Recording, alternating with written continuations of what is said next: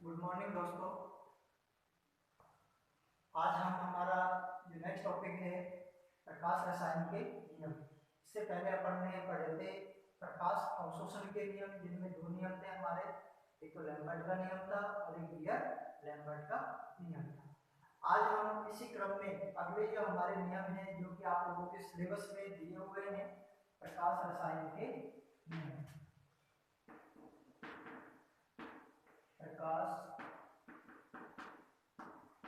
रसायन के नियम। प्रकाश रसायन के दोस्तों दो नियम हैं। एक नियम है हमारे पास ब्रॉग्स एवं ड्रेपर का नियम, ब्रॉग्स एवं ड्रेपर का नियम। और दूसरा नियम है स्टार्क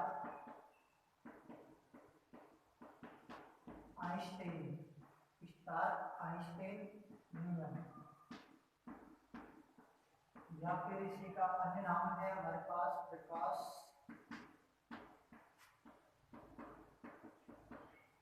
रासायनिक तुल्यता का नियम, प्रकाश रासायनिक तुल्यता का नियम या क्वांटम अवशोषण सक्रियता का सिद्धांत। ठीक है, तो दोस्तों ये हमारे सिलेबस में है दोनों नियम, क्रोथस एवं ड्रेपर का नियम और प्रकाश रासायनिक तुल्यता का नियम।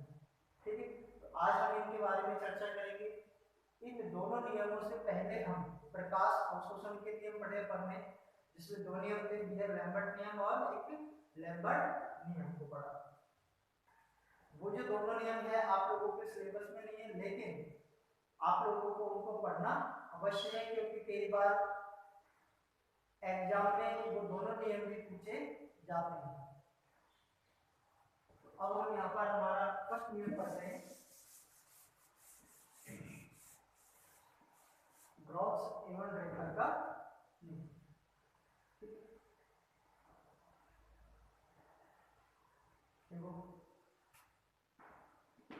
ये जो नियम है ये सामान्यतः इन दोनों वैज्ञानिकों के द्वारा ही दिया गया, या फिर अपन कह सकते हैं कि प्रकाश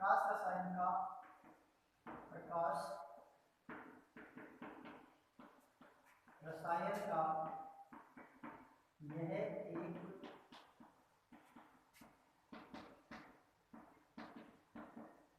मूलभूत नियम है, मूलभूत नियम है, यह मुख्य नियम है, प्रकाश रसायन का मुख्य नियम है, जिसे ब्रॉग्स एवं ड्रेपर ने, जिसे ब्रॉग्स एवं ड्रेपर ने प्रकाश रासायनिक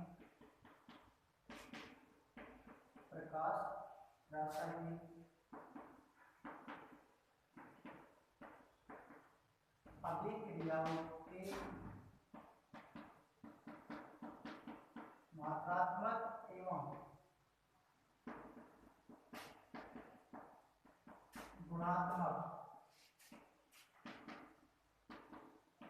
आधार पर प्रतिपादित की, मात्रात्मक एवं गुणात्मक आधार पर प्रतिपादित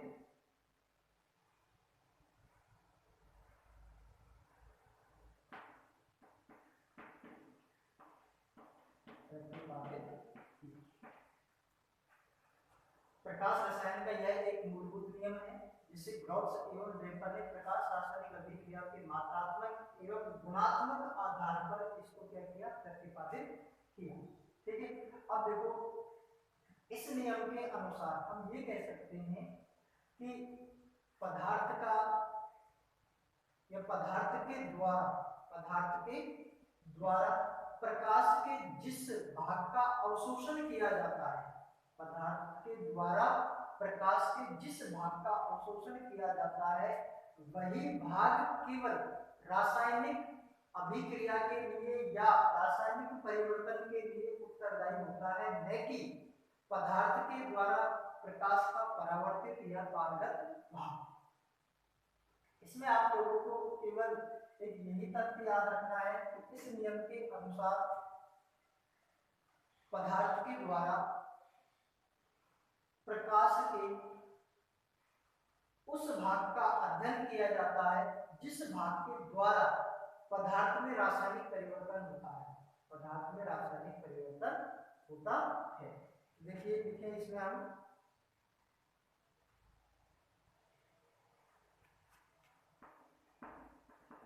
इस नियम के अनुसार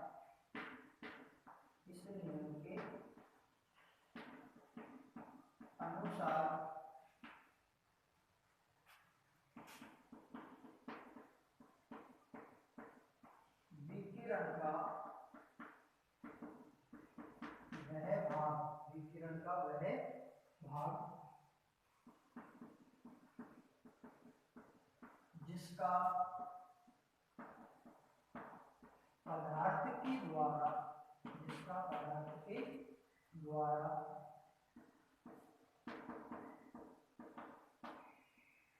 अवशोषण किया जाता है, जिसका पदार्थ के द्वारा अवशोषण किया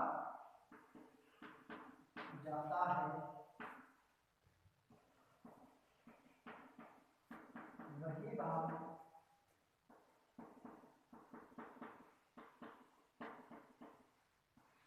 रासायनिक परिवर्तन या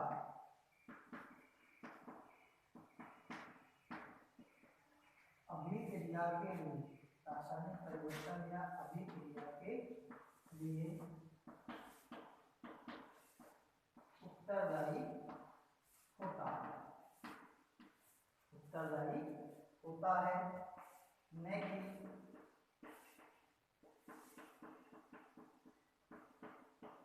कि विकिरण का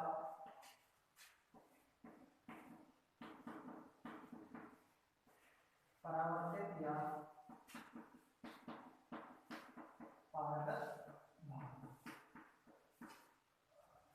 ये इस नियम का स्टेटमेंट है कि इस नियम के अनुसार विकिरण का वह भाग या प्रकाश का वह भाग जिसका पदार्थ के द्वारा अवशोषण किया जाता है, पदार्थ के द्वारा क्या किया जाता है, अवशोषण किया जाता है, वही भाग रासायनिक परिवर्तन या रासायनिक अभिक्रिया के लिए उत्तरदायी होता है, न कि विकिरण का परावर्तित या पारगत भाग।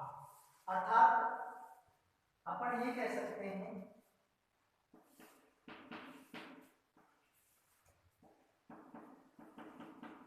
रासायनिक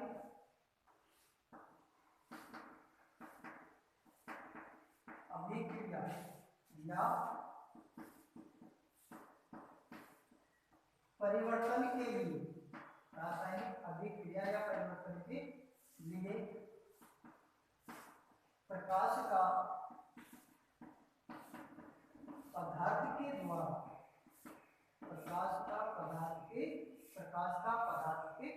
द्वारा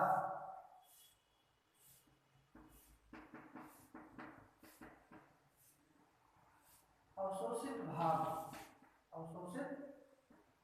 भाग ही अर्थात रासायनिक अभिक्रिया या परिवर्तन के लिए प्रकाश का पदार्थ के द्वारा अवशोषित भाग ही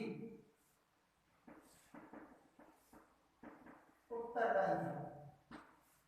भाग ही क्या है, उत्तरदायी होता है। लेकिन देखो ये जो स्टेटमेंट है ये सभी रासायनिक अभिक्रियाओं के लिए उत्तरदायी नहीं होता है, क्योंकि कुछ रासायनिक अभिक्रिया ऐसी होती है कि जिनमें पदार्थ के द्वारा प्रकाश के एक भाग का अवशोषण तो होता है लेकिन उसमें किसी भी प्रकार का कोई परिवर्तन नहीं होता। अब परिवर्तन नहीं होगा तो फिर अवशोषित ऊर्जा क्या करेगी, तो वो जो अवशोषित ऊर्जा होती है वो पदार्थ के अणुओं की गतिज ऊर्जा को बढ़ा देती है, पदार्थ के अणुओं की गतिज ऊर्जा को क्या कर देती है, बढ़ा देती है, और गतिज ऊर्जा को बढ़ा देती है तो उसका उत्सर्जन तो होगा, तो उसका जो उत्सर्जन है वो उसमें ऊर्जा के रूप में होता है या फिर प्रतिदीप्ति के स्फुरित के रूप में हो जाता है। इसलिए हम ये कह सकते हैं कि ये जो नियम है प्रकाश ग्रॉथस एवं ड्रेपर का जो नियम है ये केवल एक गुणात्मक नियम है, मात्रात्मक नियम नहीं है, क्योंकि इस नियम के द्वारा हम प्रकाश की तीव्रता एवं अणुओं की संख्या में किसी प्रकार का संबंध नहीं बता सकते। तो आप एक बार इसे नोट कीजिए।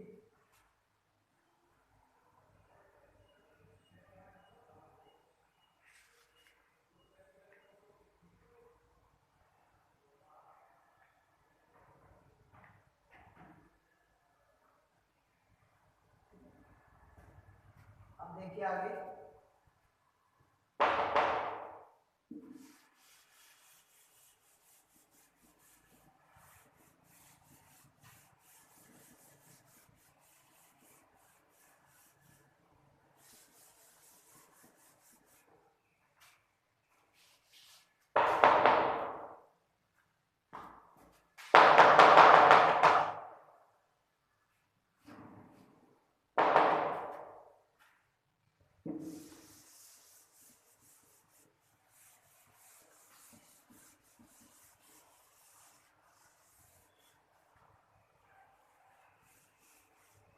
आगे हम इसमें लिख सकते हैं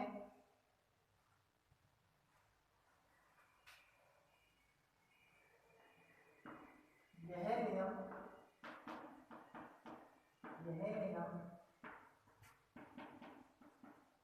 सभी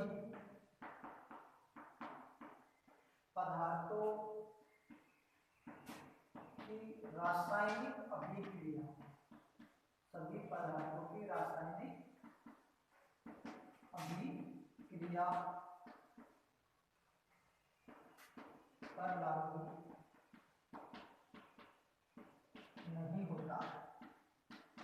होता है, क्योंकि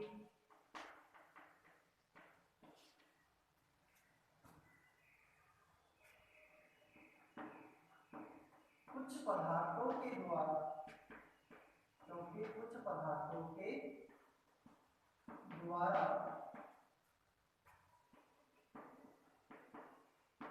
प्रकाश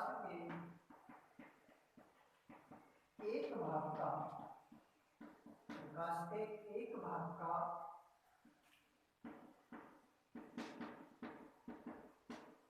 अवशोषण तो किया जाता है, परंतु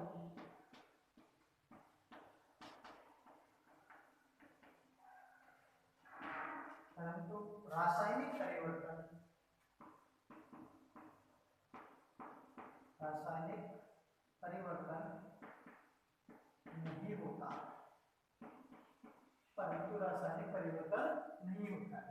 यह नियम सभी पदार्थों की रासायनिक अभिक्रियाओं पर लागू नहीं होता है, क्योंकि कुछ पदार्थों के द्वारा प्रकाश के एक भाग का अवशोषण तो किया जाता है, लेकिन रासायनिक अभिक्रिया या फिर रासायनिक परिवर्तन नहीं होता है। जैसे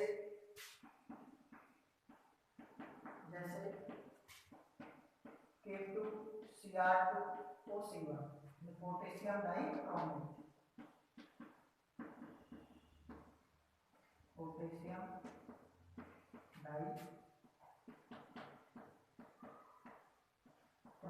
के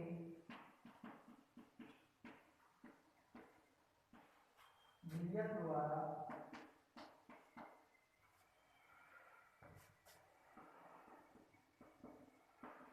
प्रकाश के एक भाग का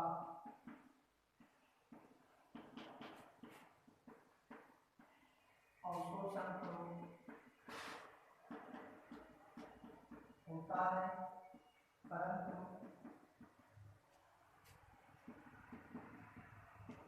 कोई रासायनिक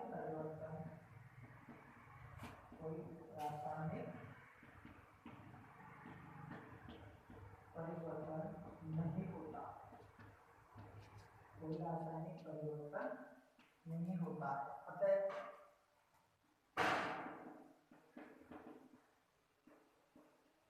अवशोषित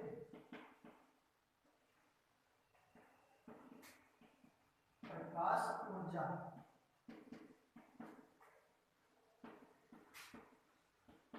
अणुओं की गतिज ऊर्जा को बढ़ा देती है, को बढ़ा देती है, को बढ़ा देती है, या फिर या ऊष्मीय ऊर्जा, ऊष्मीय ऊर्जा या प्रतिदीप्ति या स्फुरदीप्ति, प्रतिदीप्ति या स्फुरदीप्ति प्रक्रमों द्वारा, प्रतिदीप्ति या स्फुरदीप्ति प्रक्रमों द्वारा मुक्त हो जाती है, मुक्त हो जाती है। इसमें आप लोगों को ये एग्जाम्पल यहाँ पर याद रखना है। दोबारा देखिए, यह नियम सभी पदार्थों की रासायनिक अभिक्रिया पर लागू नहीं होता है, क्योंकि कुछ पदार्थों के द्वारा प्रकाश के एक भाग का अवशोषण तो किया जाता है, परंतु रासायनिक परिवर्तन नहीं होता है। जैसे K2Cr2O7 पोटेशियम डाइक्रोमेट के विलयन द्वारा प्रकाश के एक भाग का अवशोषण तो होता है, परंतु कोई रासायनिक परिवर्तन नहीं होता है। अतः अवशोषित प्रकाश ऊर्जा अवशोषण की गतिज ऊर्जा को, अणुओं की गतिज ऊर्जा को बढ़ा देती है, या उसमें ऊर्जा प्रतिदीप्ति स्फुरदीप्ति प्रक्रमों द्वारा क्या हो जाती है, मुक्त हो जाती है। इसलिए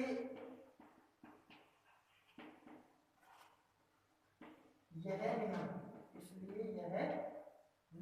केवल गुणात्मक नियम माना जाता है। इसलिए यह नियम केवल गुणात्मक नियम माना जाता है, मात्रात्मक नियम, मात्रात्मक। अब मात्रात्मक तो क्यों माना जाता है, क्योंकि ये जो गुण होता है ये कुछ विशिष्ट अभिक्रियाओं का ही गुण होता है, कुछ विशिष्ट पदार्थों का ही गुण होता है। सभी अभिक्रियाओं के लिए हम इसे नहीं मान सकते, इसलिए ये गुणात्मक नियम है, मात्रात्मक नियम नहीं है। क्योंकि यह नियम प्रकाश की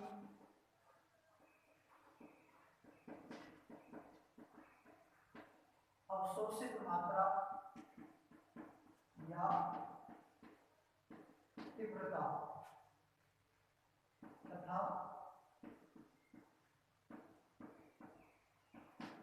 अणुओं की संख्या में कोई संबंध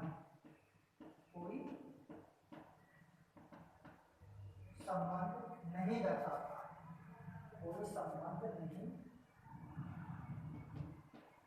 दर्शाता। इसलिए इसको अपन केवल गुणात्मक नियम मानते हैं, मात्रात्मक नियम नहीं मानते। क्यों नहीं मानते? क्योंकि यह नियम प्रकाश के अवशोषित मात्रा या तीव्रता तथा अणुओं की संख्या में कोई संबंध नहीं दर्शाता है। कि यहाँ पर प्रकाश के अवशोषित मात्रा, तीव्रता और अणुओं की संख्या में क्या संबंध है, इस संबंध को यह नियम नहीं दर्शाता है। इसलिए इस नियम को केवल हम गुणात्मक नियम की श्रेणी में ही रखते हैं। दोबारा सुनिए, देखो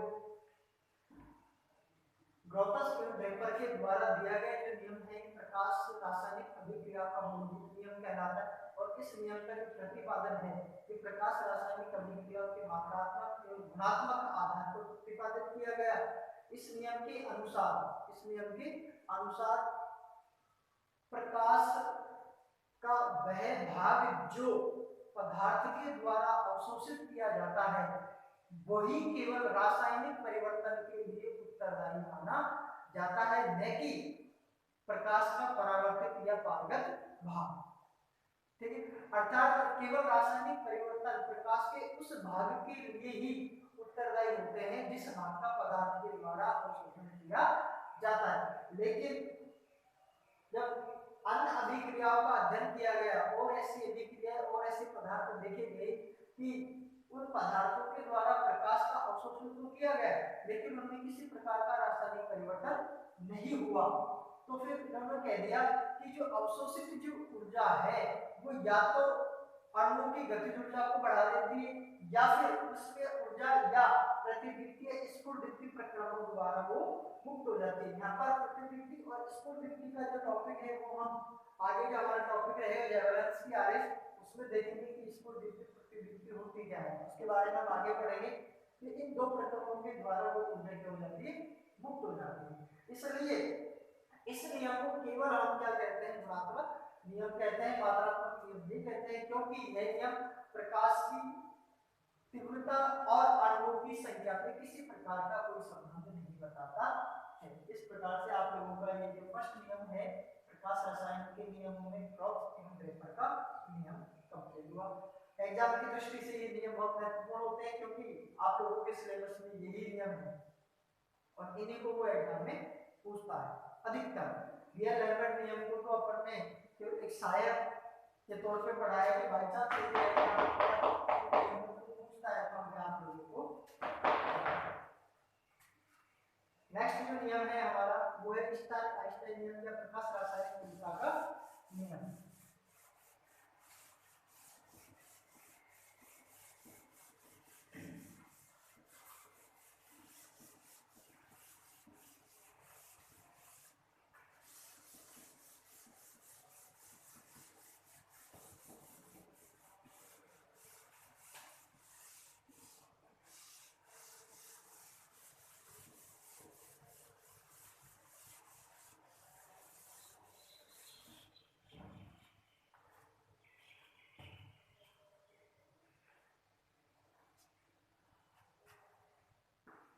सेकंड नियम है हमारा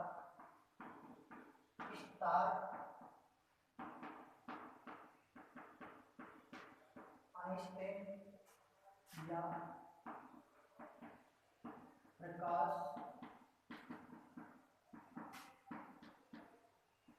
रासायनिक तुल्यता का नियम या क्वांटम सक्रियण सिद्धांत। क्वांटम सक्रियण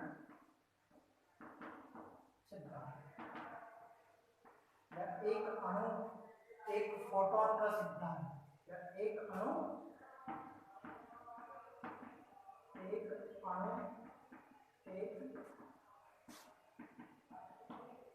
क्वांटम का सिद्धांत, एक अणु एक क्वांटम का सिद्धांत को कहते हैं। देखो ये जो सिद्धांत है ये मुख्य तौर पर गुणात्मक तथ्य को व्यक्त करता है और मात्रात्मक तथ्य को भी ये व्यक्त करता है। मात्रात्मक तथ्य को तो व्यक्त इसलिए कर रहा है कि एक अणु के द्वारा केवल एक फोटोन का ही क्या किया जाता है, अवशोषण किया जाता है और एक अणु एक फोटोन का अवशोषण करके क्या हो जाता है, सक्रिय हो जाता है। इसलिए इस सिद्धांत को एक अणु एक क्वांटम का सिद्धांत या स्टार्क आइंस्टाइन सिद्धांत भी हम कहते हैं। तो इसके बारे में लिखते हैं। देखो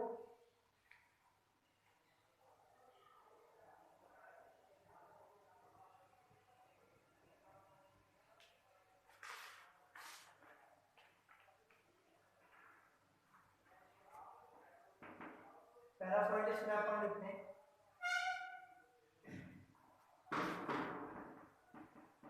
स्टार्क आइंस्टाइन नामक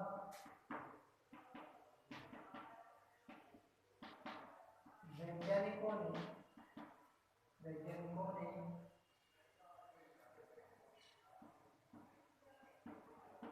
प्रकाश रासायनिक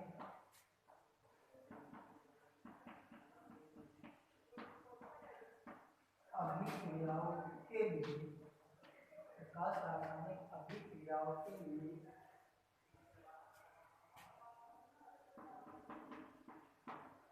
क्वांटम सिद्धांत के आधार पर, क्वांटम सिद्धांत के आधार पर एक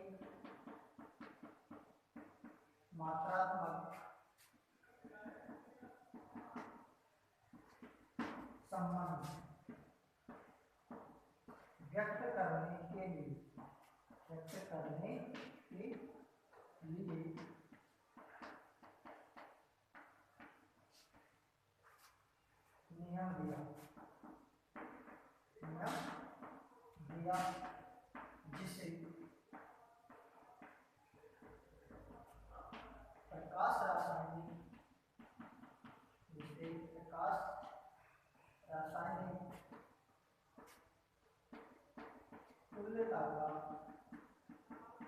प्रकाश रासायनिक तुल्यता का नियम है, जिसे प्रकाश रासायनिक तुल्यता का नियम है। स्टार आइंस्टाइन नामक वैज्ञानिकों ने प्रकाश रासायनिक अभिक्रियाओं के लिए क्वांटम सिद्धांत के आधार पर एक मात्रात्मक संबंध व्यक्त करने के लिए नियम दिया, जिसे हम प्रकाश रासायनिक तुल्यता का नियम कहते हैं। ठीक है,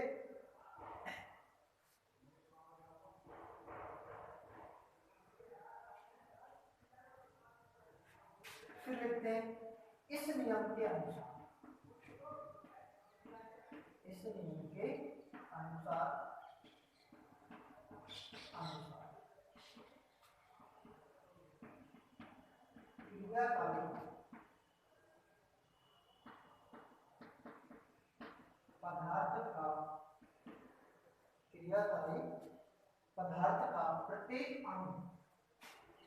क्रियाकारी पदार्थ का प्रत्येक अणु जो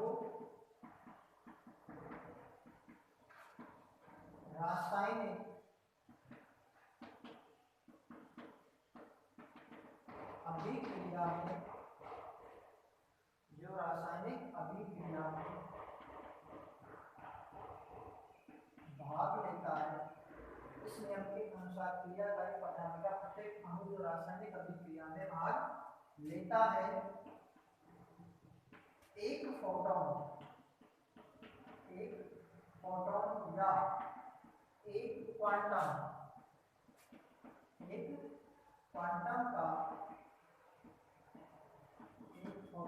एक क्वांटम का अवशोषण कर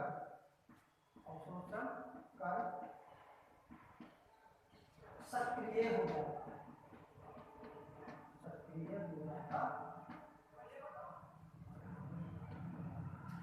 एक क्वांटम में एक फोटोन का अवशोषण कर क्या हो जाता है, सक्रिय हो जाता है।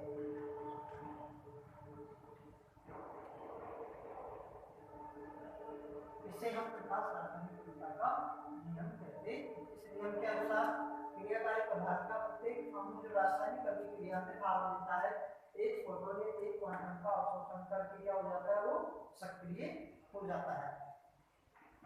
यहाँ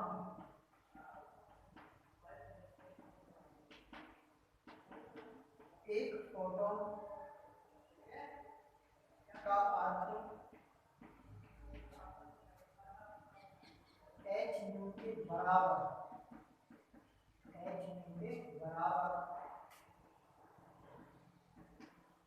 ऊर्जा ग्रहण करने से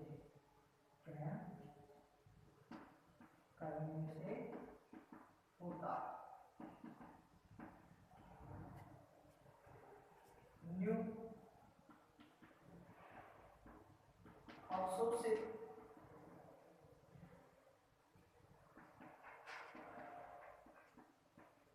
विकिरण की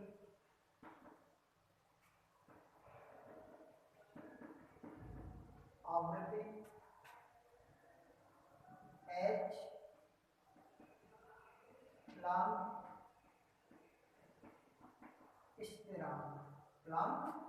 स्थिरांक होता है। अब देखो यहाँ एक फोटोन का अर्थ है h के बराबर ऊर्जा ग्रहण करने से होता है, न्यू यहाँ पर अवशोषित विकिरण की आवृत्ति मानी जाती है और h यहाँ पर प्लॉन्क स्थिरांक माना जाता है। तो पदार्थ के एक मोल के द्वारा अवशोषित ऊर्जा कितनी होती है,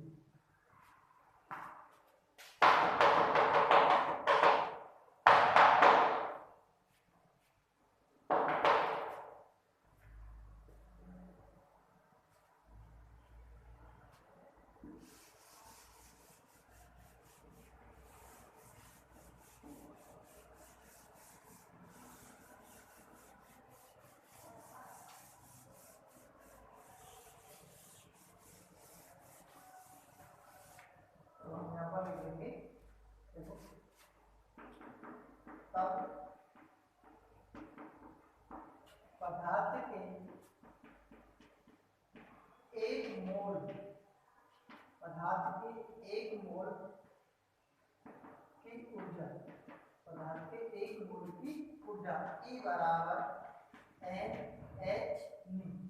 यहाँ पर जो N है वो अवगाद्रो संख्या है, अवगाद्रो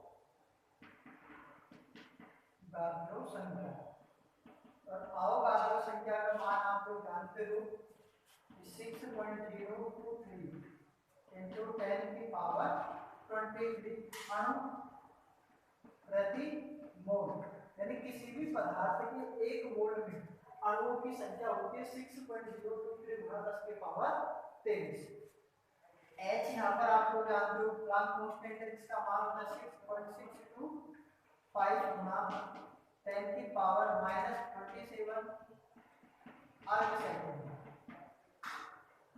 अर्ग सेकंड।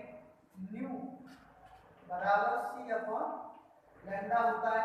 तो यहाँ पर जो C का जो मान है वो तो है 3 गुणा 10 की पावर 10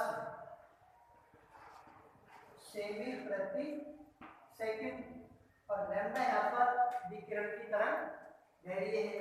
तब इन मानों को अपन इस समीकरण में रख देते हैं, यानी E बराबर n का मान तो है 6.023 into 10 की पावर 23 into h का मान है हमारे पास 6.625 गुणा 10 की पावर -27 into 3 गुणा 10 की पावर 10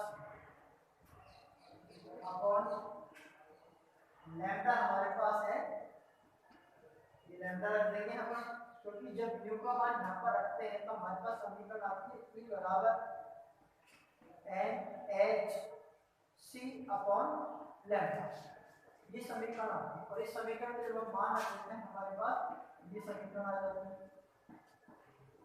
अब इसका जो मान है इसको जब हम सरल करते हैं तो हमारे पास वैल्यू आती है 2.859 अपॉन लैम्डा 10 की पावर 5 किलो कैलोरी प्रति मोल, 2.859 अपॉन लैम्डा गुणा 10 की पावर 5 किलो कैलोरी प्रति मोल, ये मान हमारे पास निकल के आता है। ठीक है, अब यहाँ पर यदि अपने पास लैम्डा का मान है तो लैम्डा का मान रखने के बाद में हम प्रति मोल अणु के द्वारा अवशोषित ऊर्जा को हम ज्ञात कर सकते हैं। तो हम यहाँ पर ये भी कह सकते हैं देखो कि 1 मोल पदार्थ के द्वारा अवशोषित जो ऊर्जा होती है, जो अवशोषित जो फोटोन होते हैं उनको हम सामान्यतः आइंस्टीन कहते हैं। तो यहाँ पर हम एक लाइन में ये लिख देंगे कि पदार्थ के 1 मोल के द्वारा अवशोषित ऊर्जा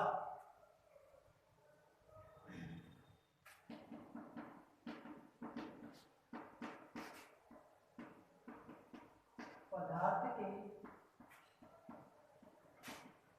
1 मोल द्वारा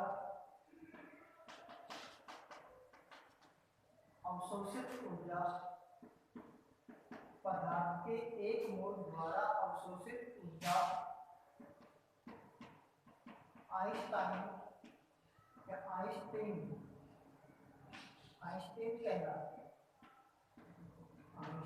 कहलाती। अब देखो यहाँ पर आप लोगों को एक चीज ध्यान रखनी कि पदार्थ के 1 मोल के द्वारा अवशोषित जो ऊर्जा है वो केवल भौतिक परिवर्तन कर सकती है, यानी अणु को सक्रिय कर सकती है, लेकिन वो अणु रासायनिक अभिक्रिया करे यह आवश्यक नहीं। तो ये आप लोगों को यहाँ पर ध्यान रखना है कि पदार्थ के 1 मोल के द्वारा अवशोषित जो ऊर्जा है, जो फोटोन है, वो केवल अणु में भौतिक परिवर्तन कर सकता है, यानी अणु को सक्रिय बना सकता है, लेकिन वो अणु रासायनिक परिवर्तन जैसा या रासायनिक अभिक्रिया संपन्न करे यह आवश्यक नहीं है। ठीक है, इसलिए ये जो पूरा नियम है इसको अपन क्वांटम सक्रिय सिद्धांत या क्वांटम सक्रियण सिद्धांत भी कहते हैं। इस प्रकार से दोस्तों हमारे ये जो दोनों नियम हैं ये पूर्ण रूप में हुए। इसके बाद में जो हमारा अगला टॉपिक रहेगा वो जबरदस्ती आरेख का रहेगा। उस जबरदस्ती आरेख में हम स्कूल विद्युत प्रतिवृत्ति के बारे में पढ़ेंगे। तब तक के लिए आप लोग पढ़िए। Thank you.